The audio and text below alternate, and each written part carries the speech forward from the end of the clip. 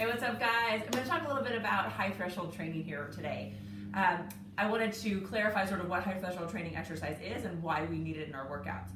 Any of the cues that you as coaches might give during strength and power training, strength exercise like a squat, keep your knees over your ankles, get your shoulders back, keep your spine neutral, or a kettlebell swing for power, hinge with the hips, neutral spine, shoulders back, those kinds of cues that you commonly hear and give.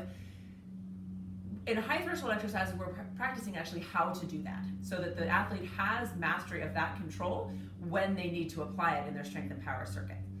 So these exercises are designed to help the movements become more efficient and help their nervous system be better able to control the movements that they're doing for strength and power training. It makes the exercises that they're doing more effective, happens to also make them a little safer. So there's two missing links typically in our strength and power training, and that is scapular or shoulder blade control and pelvic control, and I'll include the lower back in that also. So I feel like if we added those elements to our athletes, the strength and power training that we're doing becomes a lot more effective.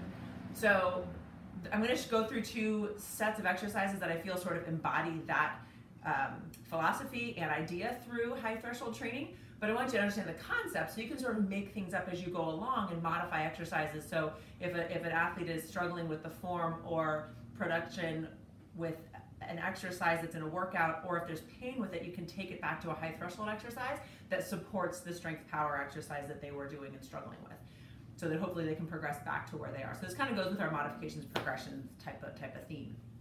So dowels are helpful for some of this stuff simply because it helps assist the posture. Not necessary. It's also, if you have a dowel, of course, it's a firm implement, but you can also use tubing and kind of maintain some tension on the tubing, and that even enhances scapular engagement even a little bit more. So first, we're going to do a set of exercises called tall kneeling step outs, and these exercises, there's 3 levels of this, and it's not like balance, strength, and kaya. That you get options during the same workout. Basically, everyone would sort of stay at level 1 for a while.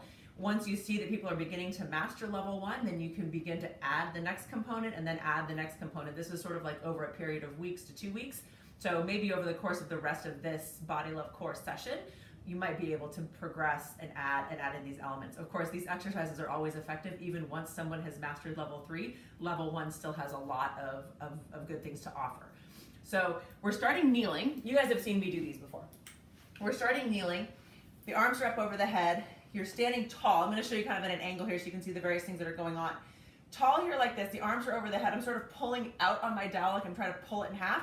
Of course, like I said, tubing would work well here nicely as well. The tail is sort of tucked under. The abs are on, the glutes are on to sort of establish neutral in my spine. And all I do is bring my foot forward and I let it land there. And I keep my posture tall. I'm trying to avoid any side bending or leaning forward too much to do this, trying to have my legs slide straight forward and not really wing out to the side too much. A little bit of that is going to happen. There's going to be a little bit of side-to-side sway. We just don't want a lot of leaning sideways. After that, so again, after tall kneel step out is mastered and smooth, then we can add rotation toward that front leg. So tall kneel step out, rotation toward the front leg. And that gives us a little bit of, so we're working on stability in the lower half while we're moving the upper half, which is how a lot of our movements in life and athletics are. So we do tall kneel step out with rotation toward that front leg. Then we're going to add a step up. Rotation toward the front leg, tuck the back toes, step up, don't fall, high knee, come back down. Do it when there's room above your head. So we go rotation towards the front leg. And then as you step up, you again rotate towards that front leg, high knee balance there. And then you just rewind back down to the ground. So tall kneel step outs with rotation, and then step outs with rotation and a step up. So sort of 3 levels that you can progress. I do these exercises almost every day. I like to do a few at each level as part of my warm-up for my strength and power training. The other set of exercises that goes nicely with this stuff is anything that's on your hands and knees, various types of animal walks. So we're going to go back to finding that neutral spine that is kind of the foundation for this. So we're here like so, hands and knees, arch, round, arch, neutral. So you can see the head and shoulders don't move a whole lot. That's mostly lower back movement. If I just crawl forward and back into the sides from that position, that's a great level 1 challenge. If I'm able, to do that pretty stable, then I can tuck my toes under, lift my knees off the ground, and still work on forward and back crawling, side to side crawling. And the challenge there is a little bit different than with like a bear crawl, simply because of the way that you're trying them to get the athlete to hold their body. You as a coach can be creative. You can go forward, backward, to the sides. The only rule would be don't cross over your arms and your feet, and keep your back flat on the floor, flat parallel to the floor. Pelvis and shoulders square to the floor. And in order to do that, they have to have a good amount of scapular control, so they're not hanging on their shoulder blades. They have to be able to push away from the ground a little bit. There's also a certain amount of anti-rotation sort of resistance in the trunk as you're moving your foot. So you have one foot on the ground, one foot off the ground. In order for the pelvis to not tilt, the trunk has to be nice and stable. So a little bit of cueing by putting a little bit of something on the lower backside of the pelvis is very helpful. It makes it feel exceedingly difficult, and that's a nice challenge there too.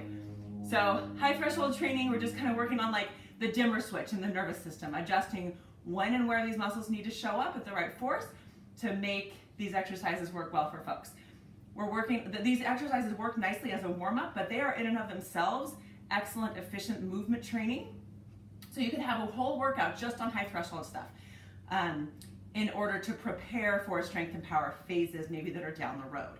So over the course of a core or brick session, maybe you could have a little bit of time that's spent strictly on high threshold with some cardio mixed in, and then you progress to adding strength to that stuff and then power to that stuff as well. So working on sort of a progression, building the athlete from the ground up.